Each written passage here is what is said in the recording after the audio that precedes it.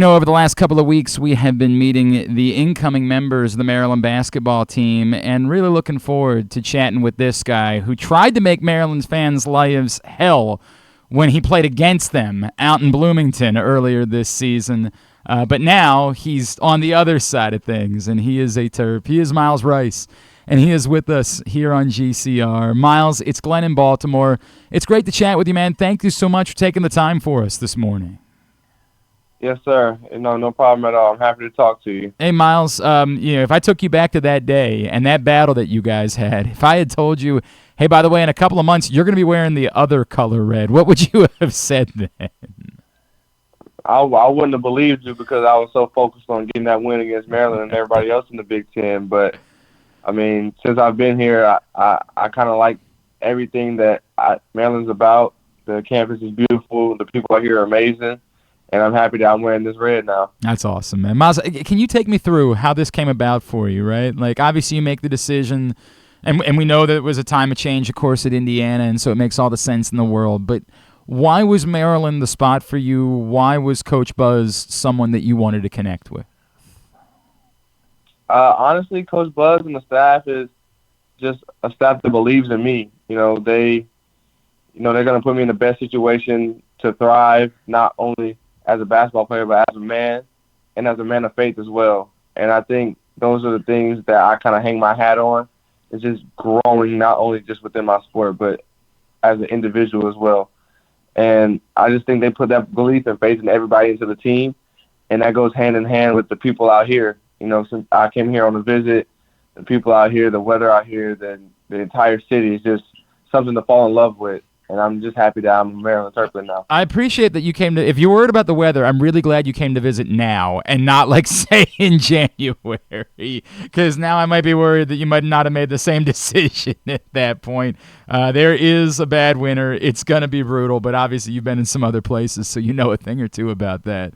Myles, we had the chance to meet Isaiah Watts last week. That relationship, can you tell me about – did that play a role at all in you guys making the decision? Like, what was it?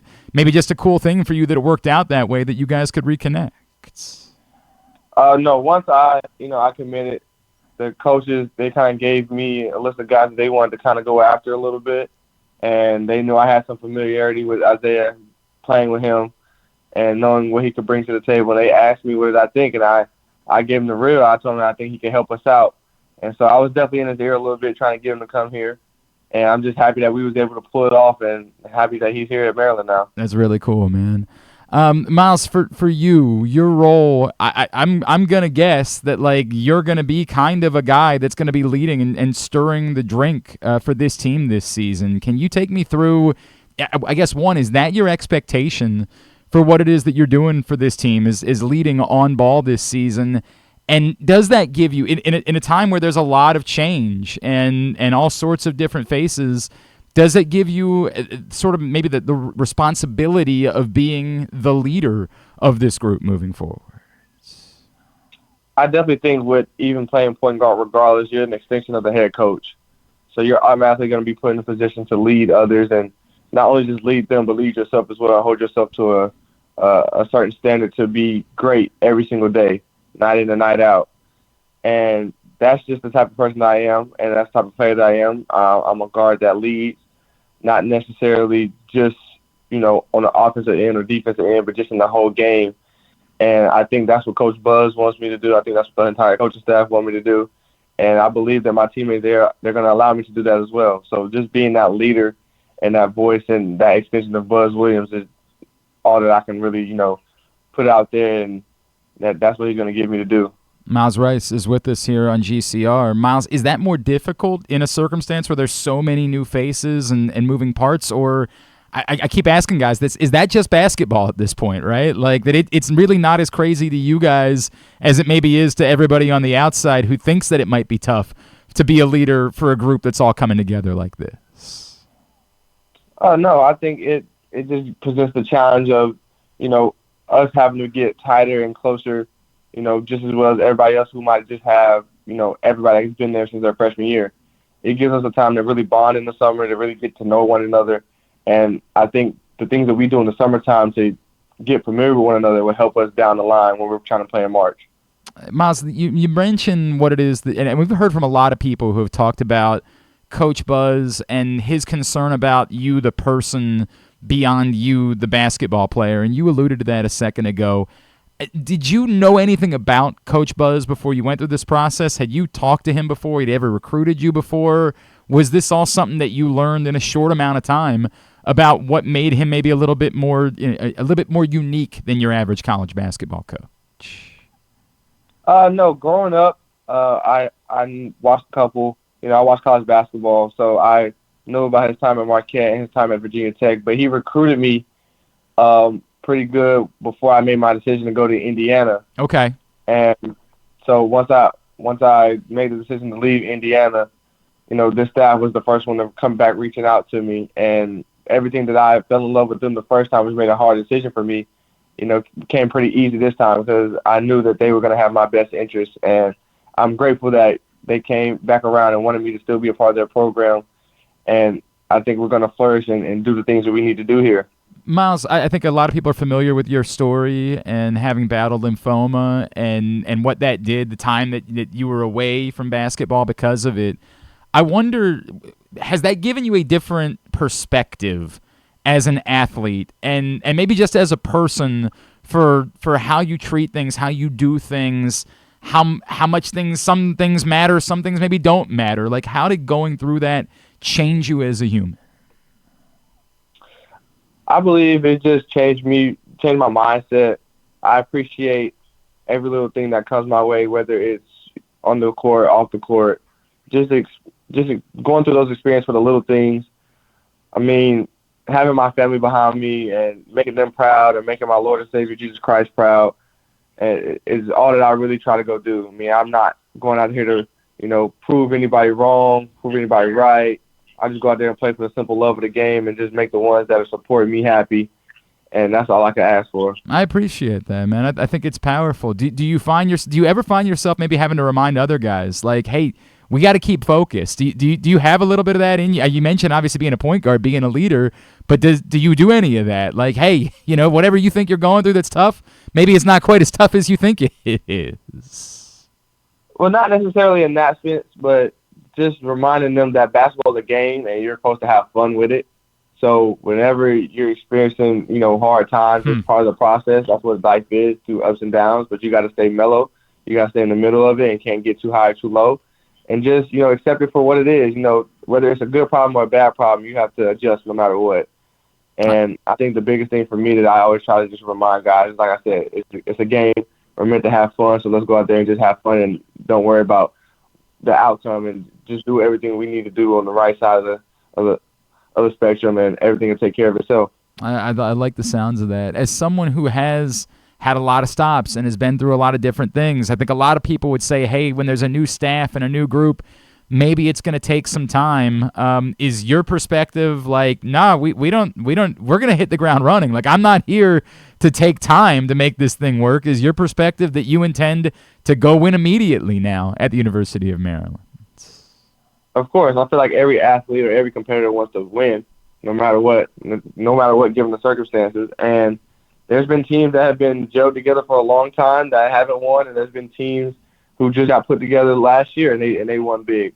So I think it's all about the buy-in and giving yourself up to not only, the coaching staff, but how we want to do things and how we can help each other individually and collectively to do what we need to do, which is ultimately win and win at a high level. I know you're kind of like a national traveler at this point, right? Like from the Southeast to the Pacific Northwest to the Midwest. Do you have any ties, any connection to this area whatsoever? Was there like anybody in your life that was like, oh, Maryland, that's perfect. I'm glad because you're going to be a little bit closer to them. No, just one of my good friends. He's from the DMV that I went to high school with.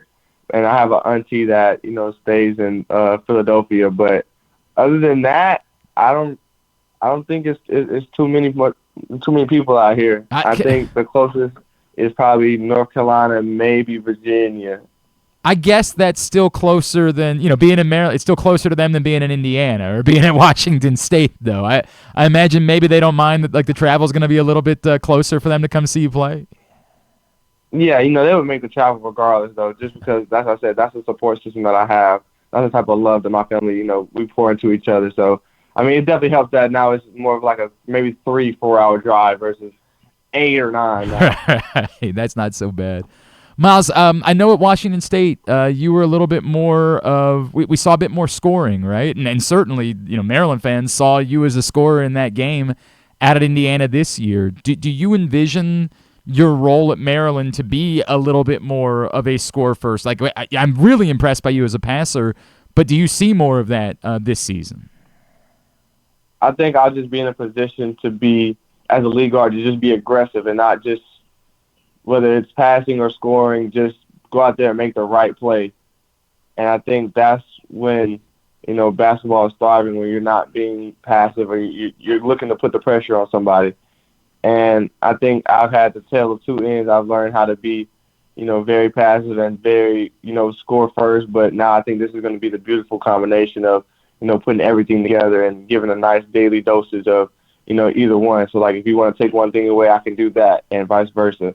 So I think it just puts me in a position to, like I said, create for my teammates, be aggressive for them, and be aggressive for myself. I guess I brought up Isaiah. Is there anybody else on this roster that, like, from, basketball's such a funny thing, and everybody kind of runs into each other. Is there anybody else on this roster that from somewhere else, and that it's a cool thing for you that you're getting to kind of unite with them here at Maryland?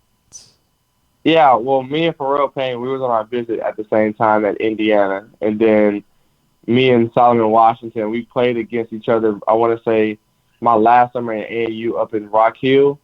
It was the Atlanta Celtics versus Team Thad. And that's where I remember him from. And then, crazy enough, my freshman year, we played against Buzz and them when it was at A&M in the Final Four, the NIT up in Madison Square Garden. So the ties have always been there in some type of way. So it's beautiful to see everything come together. Man, that's really cool. That's really, really cool. And how does it, like, what is the process for you as you try to gel with these guys quickly? Is it, texts? Is it reaching out on socials? Is it trying to organize? Like, how do you, as a point guard, as a leader, maybe try to work that process of gelling with this group of guys a little bit quicker so you can hit the ground running in the fall? I believe it's just showing that you actually want to get to know the person, like, outside of just their sport, and just understand who that person is. I think that there's nothing more beautiful than that, to have a teammate and a friend and somebody in the world who actually wants to get to know you for you and the things that, you've been through, good or bad, and not try to use them against you in any kind of way, but just for an understanding purposes. And I think that's what the coaching staff puts into us, and we put into them, and we put into each other all around the staff. So it's going to take time, of course. It's not just going to be day one or day two. It's going to take an entire summer and entire off season, and maybe even a little part of the non-conference as well. So just trying to get as much of comfortability and familiarity we can with one another, because we all come from different places. And, as authentic and genuine as possible would be the biggest step.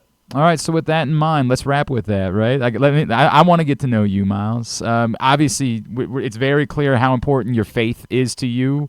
What else? What else is it? Away from basketball, what are the things that you're into? What are you driving for? What makes Myles Rice tick? Just making my family proud. That's the most important thing. They've been, behind me since day one, before I even picked up a basketball. They put me in positions to, thrive. They put me in positions to, sometimes it wasn't, I thought was the best situation for me, but it ended up being a really good situation for me. And so just having them behind me and just doing everything I can for them, and the ones that support me is the thing that makes me keep going each and every day, truthfully. That's awesome, man. Myles, Twitter, Instagram, social media in general, where can Maryland fans be giving you a follow to get to know you more? They can give me a follow on Instagram. It's just my name, Myles Rice. And that's really the only kind of social media that I'm on right now. I don't get too deeply into that, but I think I've had Instagram for a little while now, so they can definitely follow me there. Good for you. I'd like to get away from it. I'd like to detox entirely if possible because it is a cesspool, man. But I appreciate that. Myles Rice, it's great to meet you. It's great to get to know you. We can't wait to see what it is that you're going to bring to this team once you get here in the fall. Congratulations on being a Terp. Thank you so much for taking the time for us this morning. No, I thank you. I appreciate it. And everybody who gets this meme out there, they'll get it. But I like turtles.